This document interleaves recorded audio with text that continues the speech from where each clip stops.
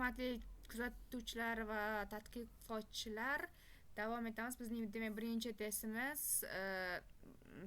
Pearson Correlation testi va bunda bizda har doim nazariya ketadi. Tibbiyot sohasi vakillari uchun P ning qiymati 0.01 dan kichik chiqishi kerak. Bunda P konstanta. Xuddi tibbiyotda ham konstantalarimiz bor. Bu nafas olishlar soni, yurak urishlari soni, tana haroratining doimiyligi, qon tarkibi, odamdagi qon bosimi, masalan, konstanta yoki sistolik va diastolik bosimlarimiz va har bitta organni kimyoviy tarkibi, ya'ni uning tarkibidagi moddalar va yokida yana bir misol organizmdagi endokrin sistemadan ajraladigan gormonlarni miqdori yoki oqsil tabiatiga ega bo'lgan fermentlar, gormonlar, qon oqsillari barchasi konstanta bo'lgani singari ularning o'zgarishi kasalliklarga olib kelgani singari Pearson Correlation testida umuman staza dasturida ham P ning qiymati 0.01 dan katta bo'lgan holatida bizning tadqiqotimizda xatolik borligi yoki tadqiqot qilish jarayonida tadqiqot dizaynini o'zgartirishga ehtiyoj yoki texnologiyani o'zgartirishga, laborator tahlillarni o'tkazishga, diagnostikani o'tkazishga yoki klinik tadqiqotlar ketayotgan bo'lsa, bemorlar guruhini balkim o'zgartirishga ehtiyoj sezilishi mumkin va P ning qiymati 0.01 dan kichik holatda esa bizning tadqiqotimiz muvaffaqiyatli amalga oshirilayotganini ko'rib chiqsak bo'ladi. Buning uchun men o'zimning kerak bo'ladigan farmatsevtikadagi datamni import qilaman va do fayl menda har doim ochilgan. Birinchi testdan, demak, Pearson Correlation testi va shu o'rinda aytib o'tishim kerak,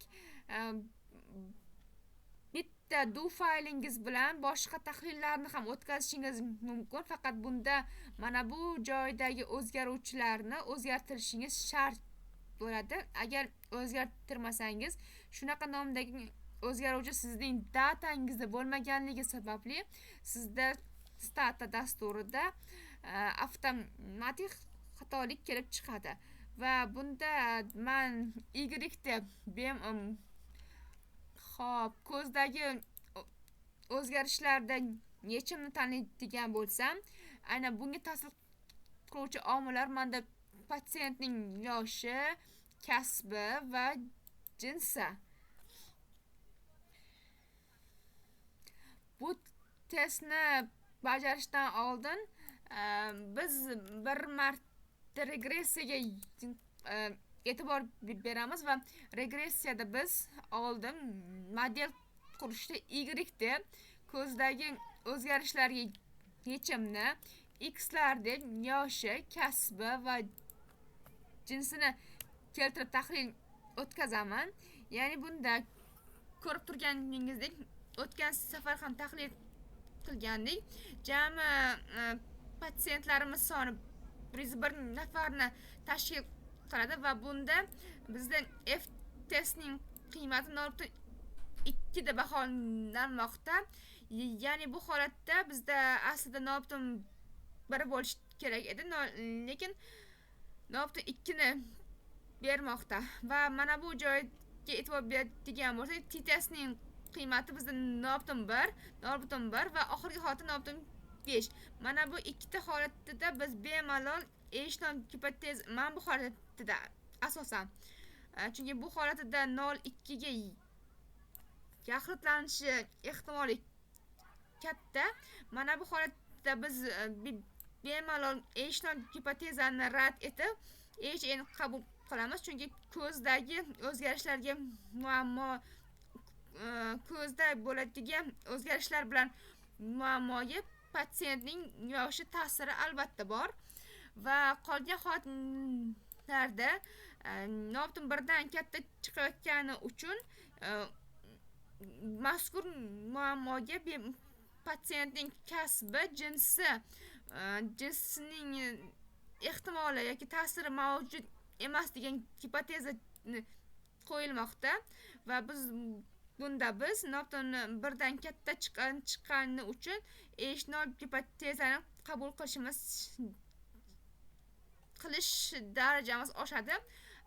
Lekin mana bu birinchi holatida ko'zdagi o'zgarishlar bilan muammoga bemorning yoshi ta'sir qiladi degan to'g'ri gipoteza qo'yiladi.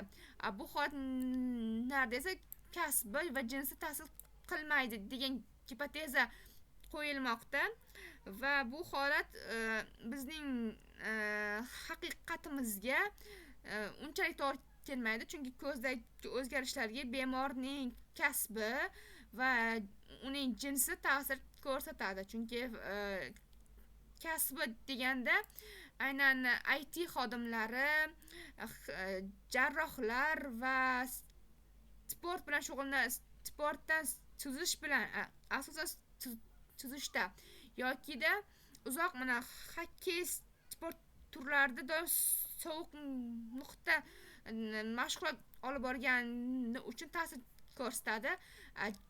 Jinsining ta'sir etishi bunda organizmning individual xususiyatlari va uning mana shu ko'zidagi o'zgarishlar bilan bog'liq muammogagacha bo'lgan davrida kasallangan yondosh kasalliklari va uning organizmidagi gormonal organizmning qon aylanish va gormonal holatlari muhim rol o'ynaydi. Shuning uchun faqatgina birinchi holatda biz eshitgan gipotezani rad qilib o'zimizning tadqiqotimizni signifikant holatida tahlil qilishimiz mumkin bo'ladi. Endi davom etamiz. Keyingi Pearson correlation testga o'tamiz va bunda hozir aytdim, o'zgaruvchilarni o'zgartirishimiz kerak deb. Regressiyada men Y ko'zdagi o'zgarishlarga yechimni tanlagandim va bunda ham Y da qoldiraman, chunki dastlab modelni qanday qurgan bo'lsam, natijam ham xuddi shu holatda tahlilini olib boradi va bunda ko'zdagi o'zgarishlar bilan muammoning yoshi, kasbi, jinsi bilan bog'liqligi va mana shu tartibda tahlil ketadi va buni men agar Microsoft Word dasturi bilan integratsiya qiladigan bo'lsam, yoniga SDoc funksiyani qo'shib qo'yishim kerak bo'ladi. Shunda Microsoft Word dasturi bilan integratsiya bo'ladi. Shu o'rinda men vaqtimiz hali bor. Men aynan farmatsevtika va sog'liqni saqlash tizimi IT отделida ishlaganim uchun bir ozgina IT bilan bog'liq so'zlar ham ketishi mumkin. Bu unchalik katta rol o'ynamaydi. Xo'p, va SDoc funksiyani qo'llashim natijasida mana MyFileDoc fayli paydo bo'ldi va men bu orqali natijani Wordga ko'chirib olishim mumkin bo'ladi. Keyingi videoda davom etamiz. E'tiboringiz uchun rahmat.